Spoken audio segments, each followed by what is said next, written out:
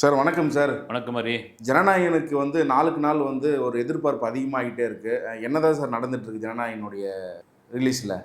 Jananayagan complete ஆகிடுச்சு அதாவது வேர் சர்டிஃபிகேட்டே கொடுத்துட்டாங்க. படம் ஃபைனல் கண்டென்ட் ரெடியாக இருக்குது. ரிலீஸ் டேட்டு 24 அப்படின்ட்டு ஏறக்குறைய 96%. அது என்ன 6% அப்படின்னு 4% என்னென்னா கொஞ்சம் இன்னும் இந்த தியேட்ரு சம்மந்தப்பட்ட டிஸ்ட்ரிபியூட்டர்கள் சம்மந்தப்பட்ட இந்த டேர்ம்ஸ் அண்ட் கண்டிஷனில் கொஞ்சம் ஒரு சின்ன இழுபறி இருக்குது. அதை பேசி முடிச்சிடுவாங்க, இன்றைக்குள்ளே பேசி முடிச்சிடுவாங்க கன்ஃபார்ம். அதெல்லாம் மீறி வெளிநாட்டில் இந்த படத்துக்கு அட்வான்ஸ் புக்கிங்கே ஆரம்பிச்சிட்டாங்கன்னா பார்த்துங்க. ரிலீஸ் டேட் போடல, ஓகே தான். அட்வான்ஸ் புக்கிங் ஆரம்பித்து இது வரைக்கும் அட்வான்ஸ் புக்கிங்கில் 5.5 கோடி ரூபாய் அந்த படம் கலெக்ட் பண்ணியிருக்குது. ஒரு படத்துக்கு ப்ரொமோஷன் பண்ணல, அதாவது 9ஆம் தேதி ரிலீஸ் ஆக வேண்டிய படம் ஜனவரி 9ஆம் தேதி, அது பிறகு 7 மாதம் ஆகிடுச்சு. ப்ரொமோஷன் கிடையாது, ஒரே ஒரு ட்ரெய்லர் வந்தது, ஒரு சாங் கூட வந்தது. அதன் பிறகு ஒரு அப்டேட்டும் இல்லை, படமே வெளியே வராது, சிஎம் விஜய் இந்த படத்தை வெளியே வர்றதை விரும்பலை அப்படின்ற மாதிரியான ஒரு டாக்லாம் இருந்தது. இந்த படத்தை வெளியிடக்கூடாது, அந்த வெளியிடக்கூடாது அதுக்கான நஷ்டத்துக்கு பதிலாக அந்த ஜனநாயகன் பட ப்ரொடியூசருக்கு டெல்லி பிரதிநிதியாக, தமிழ்நாட்டுடைய டெல்லி பிரதிநிதியாக பதவியை கொடுத்துட்டாங்க. இதெல்லாம் வெறும் சும்மா கட்டுக்கதை தான். ஜனநாயகன் ப்ரொடியூசராக அவருக்கெல்லாம் இந்த செலவெல்லாம் சும்மா அவங்க நிறுவனம் இருக்கு இல்லைங்களா, அந்த நிறுவனத்துக்கான ஒரு மாத டீ செலவு அப்படின்னு ஒரு நண்பர் சொன்னார். அவ்வளோ பெரிய கட்டுமான நிறுவனம் வச்சுக்க அதுக்காக இதை தூக்கி போட்டுற மாட்டாங்க. இந்த படம் கன்ஃபார்மு. என்னென்னா, நீங்கள் யாருக்கிட்டையும் போய் கெஞ்சாதீங்க, யாருக்கிட்டையும் போய் நிற்காதீங்க, எதுக்கும் தலை வணங்காதீங்க. சிஎம் விஜயோட உத்தரவு. நியாயப்படியே அதுக்கு என்ன சென்சார் வரணும் கொடுக்கட்டும், ஏ சர்டிஃபிகேட்டாக ஏற்றுங்க. அதான் 12-13 கட்டு ஓகே சொல்லியாச்சு. Content ready. தியேட்டருக்காரங்களும் ஒரு பக்கம் வெயிட்டிங். கிட்டத்தட்ட உலகம் முழுக்க இந்த படம் 7000 ஸ்க்ரீன்ஸில் ரிலீஸ் ஆக போகிறது. மிக முக்கியமான ஒரு விஷயம், ஒரு நீண்ட நாளைக்கு பிறகு ஒரு தியேட்டர் செலிப்ரேஷன் வாங்க இல்லைங்களா, அது மாதிரி ஒரு ஃபஸ்ட் டே ஃபஸ்ட் ஷோ அல்லது ரிலீஸுக்கு முன்னாடி ஈவினிங்லேருந்து ஆரம்பிக்கல, அந்த மாதிரியான ஒரு தியேட்டர் செலிப்ரேஷன் ஆன படமாக இந்த படம் இருக்கும் அப்படின்ற பெரும் நம்பிக்கையோடு காத்துட்ருக்காங்க சார். அந்த 12-13 கட்டை எப்படி சார் அந்த திரைப்படம் பூர்த்தி செய்யும்? முழு படமாக வெளியே வந்துச்சுனாக்கா? இல்லை, அது ஒன்றும் பெரிய விஷயம். அந்த கட் லிஸ்ட்டே போட்டாங்க. சென்சார் போர்டு கட் லிஸ்ட்டே அவங்களுடைய இணையதளத்தில் வெளியிட்டிருக்காங்க. அதில் பார்த்தீங்கன்னா ஒரு ஷார்ட்டில் அம்பேத்கர் சட்டம் அப்படின்னு அவருடைய புத்தகத்தை காமிக்கிற மாதிரி அது அப்படியே கொஞ்சமாக அப்படி திரும்பி மாறும்போது டிவிகே சட்டம் அப்படின்னு அது மாறுற மாதிரி இருக்குது. அந்த காட்சி எடுத்துட்டு இருக்கிறாங்க. அப்புறம் நிறைய வசனங்கள் டிவிகேன்னு வந்திருக்குது, அதை மியூட் பண்ண சொல்லியிருக்காங்க. அப்புறம் ஒரு கலெக்டர் ஆஃபீஸில் இந்திய சின்னமான அந்த சின்னத்தை அசோக சின்னத்தை அப்படி சுற்றுற மாதிரி காமிச்சிருக்காங்க, அந்த காட்சி எடுக்க சொல்லியிருக்காங்க. இப்படி வரிசையாக அப்புறம் குழந்தைகள் சம்மந்தப்பட்ட டயலாக் 2 கெட்ட வார்த்தை, இதெல்லாம் மியூட் பண்ண சொல்லியிருக்காங்க. இதெல்லாம் ஒத்துக்கிட்டு ஏ சர்டிஃபிகேட் அப்படின்ற ஒரு விஷயத்துக்கு ஓகேன்னு சொல்லியாச்சு.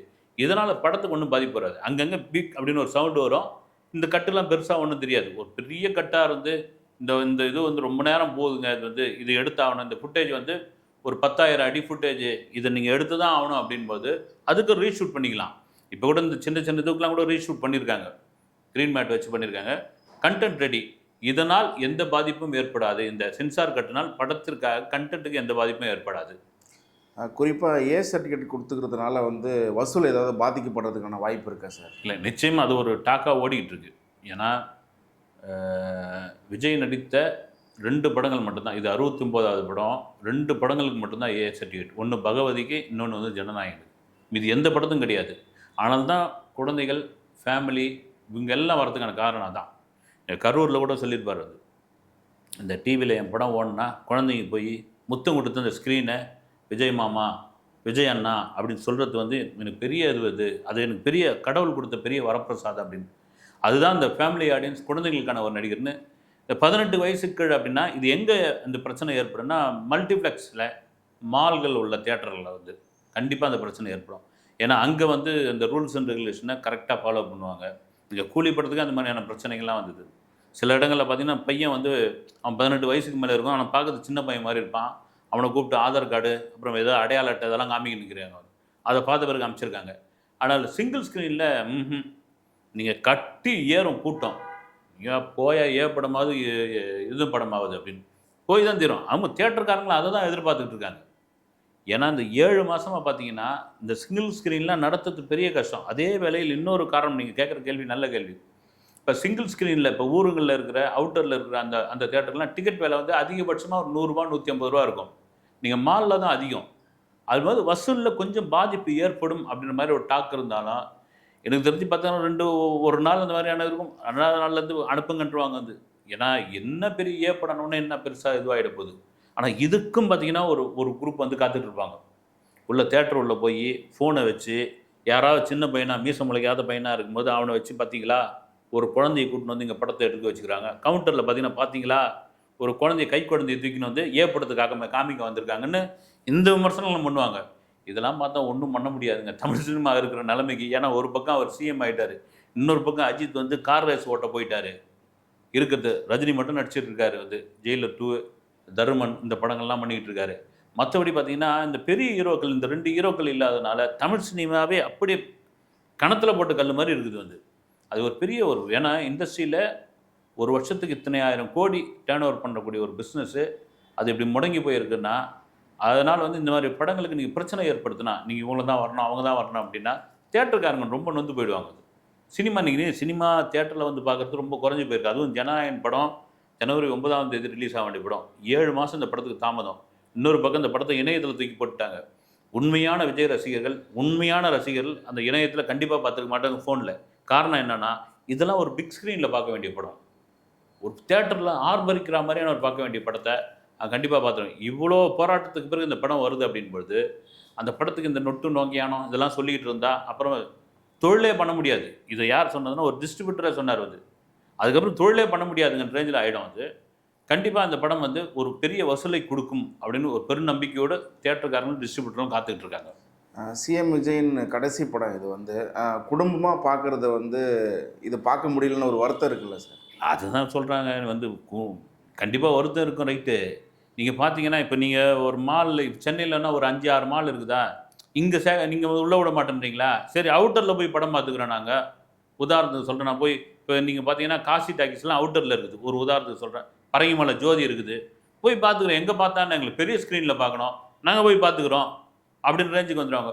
மற்றபடி பார்த்தீங்கன்னா இப்போது செங்கல்பட்டு தாண்டி இந்த பக்கம் பார்த்தீங்கன்னா காஞ்சிபுரம் அந்த மாதிரியான பகுதிகளில் எங்கள் கூட்டம் வந்தால் போதுங்க அப்படின்னு நீங்கள் சொல்கிற ஃபேமிலி ஆடியன்ஸ் வந்து இன்றைக்கி என்டர்டைன்மெண்ட்டு ஒரு பெரிய விஷயமா இருக்குதாங்களாம்.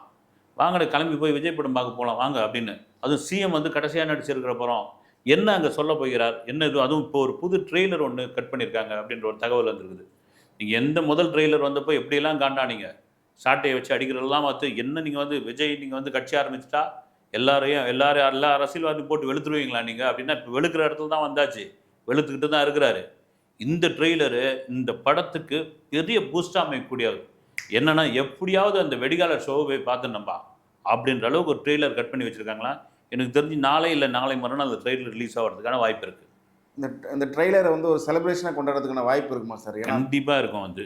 ஏன்னா நீங்கள் சொல்கிற மாதிரி இதுக்கு முன்னாடி படங்கள் பீஸ்ட் ஆகட்டும், அப்புறம் வந்து மாஸ்டர், பல படங்கள் சொல்லலாம். அந்த ட்ரெய்லரை வந்து செலிப்ரேஷனாக பல தேட்டர்களில் வந்து ஃப்ரீயாக அதுலேயும் வந்து கலாட்டாலாம் நடந்திருக்கு. நெல்லையில் இருக்கிற பாம்பே தேட்டர்னு அந்த தேட்டரில் ஒரு எனக்கு தெரிஞ்சு பிகில்னு நினைக்கிறேன். அது பிகிலுக்கு தெரியுங்கோ. அந்த ட்ரெய்லர் முடிஞ்ச பிறகு சேரெல்லாம் படுத்த படுக்கையாக கிடக்குது.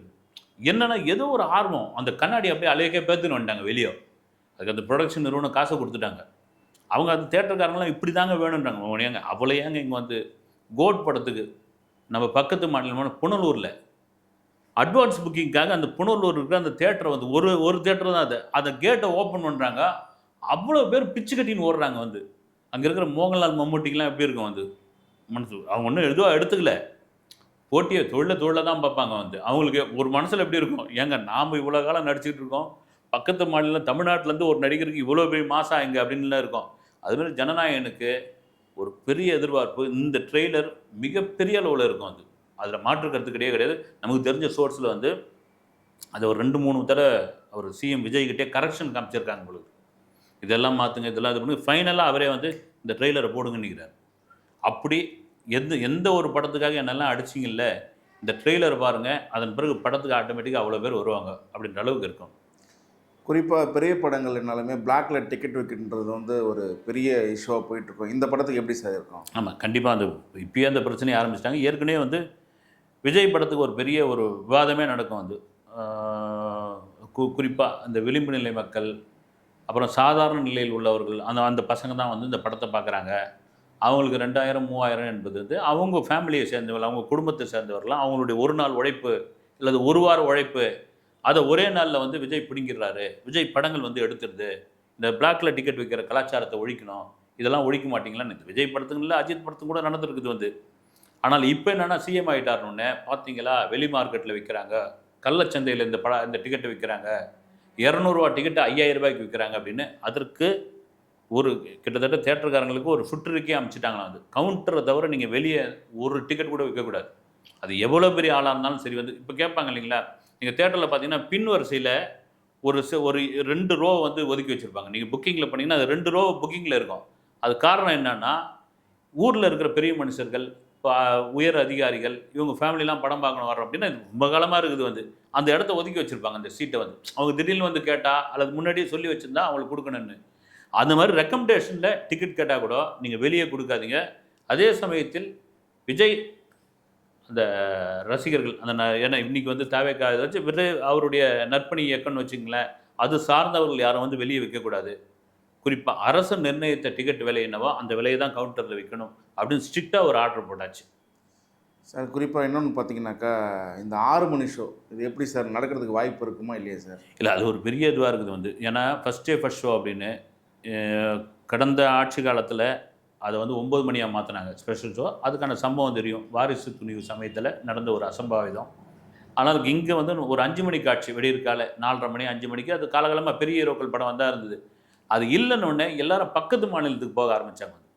கேரளாவுக்கு, கர்நாடகாவுக்கு, ஆந்திராவுக்கு. நாமெல்லாம் கூட நகரிக்கெலாம் போய் படம் பார்த்துட்டு இருந்தோம். அதுக்கான காரணம் இந்த முறை இவங்க கவர்மெண்ட் அப்படின்னா அதை மறுபடியும் எனக்கு தெரிஞ்சு அதை மறுபடியும் கொண்டு வர போகிறாங்க. இந்த படத்துலேருந்து ஸ்டார்ட் பண்ண போகிறாங்க. அதுக்கு ஒரு விமர்சனமாக போகுது. ஆனால் ஆகும்போது அந்த வசூல் பாதிக்குது இல்லை. திருப்பூர் சுப்பிரமணியம் அவர்கள் கூட ஒரு பேட்டியில் சொல்லியிருந்தார், இப்படி அதர் ஸ்டேட்டில் போய் பார்க்கறதுனால எவ்வளோ கோடி எங்களுக்கு நஷ்டம் வந்து அந்த முதல் நாளே போய் பார்த்துட்றாங்க, முதல் நாளே வேறு ரிசல்ட் சொல்லிடுறாங்க. அப்படின்போது தமிழ்நாட்டில் அடுத்தடுத்த காட்சிகள் அடுத்தடுத்த நாட்கள் வந்து வசூல் குறையுது. அதே வேளை படம் நல்லா இருந்து டாக் இதுவாச்சுன்னா வசூலும் ஏறுது. அங்கே போய் படம் பார்க்கறதுனால அந்த ஒரு ஷோ பார்க்கறதுனால எங்களுக்கு இவ்வளோ கட் ஆகுதுன்னு போது அனுமதி கிடைச்சாலும் கிடைக்கும். அப்படி கிடைச்சதுன்னா 5 மணிக்கெலாம் ஒரு பிரமாதமான ஒரு செலிப்ரேஷனாக இங்கே வந்து ஆரம்பிச்சிட்டாங்க. இன்னொரு தகவலும் போயிட்டுருக்கு. 24 ரிலீஸ் அப்படின்னா 23ஆம் தேதி ஒரு ஸ்பெஷல் ப்ரீமியர் ரசிகர்களுக்கே ஓப்பன் பண்ணுறாங்க அப்படின்னு. அதுவும் இருந்ததுன்னா ஒன்று தெரிவிக்கிறோம். ஏன்னா சமீப காலமாக நீங்கள் ஆந்திராவெல்லாம் பார்த்தீங்கன்னா பவன் கல்யாண் படத்துக்கெலாம் ஸ்பெஷல் ப்ரீமியர் விட்டுறாங்க ஒரு நாள் முன்னாடியே. அதுக்கும் வாய்ப்பு இருக்குன்றாங்க. எப்படியா இருந்தாலும் சரிங்க, இந்த படம் வந்து 6 மாதம் தள்ளி வருது, 7 மாதம் தள்ளி வருது, கடப்பில் இருக்குது, இணையத்தில் வந்து இதை போட்டாங்க. 1000 விமர்சனங்கள் வந்தாலும் அந்த படத்தை நாங்கள் பார்ப்போம், கொண்டாடுவோன்னு. இதுதான் எங்களுக்கு. ஒரு பொங்கலை வந்து ஜனவரி மாதம் தான் கொண்டாடுவாங்க. விஜய் ரசிகர்கள் ஜூலை மாதம் கொண்டாட போகிறாங்க, அவ்வளோதான்.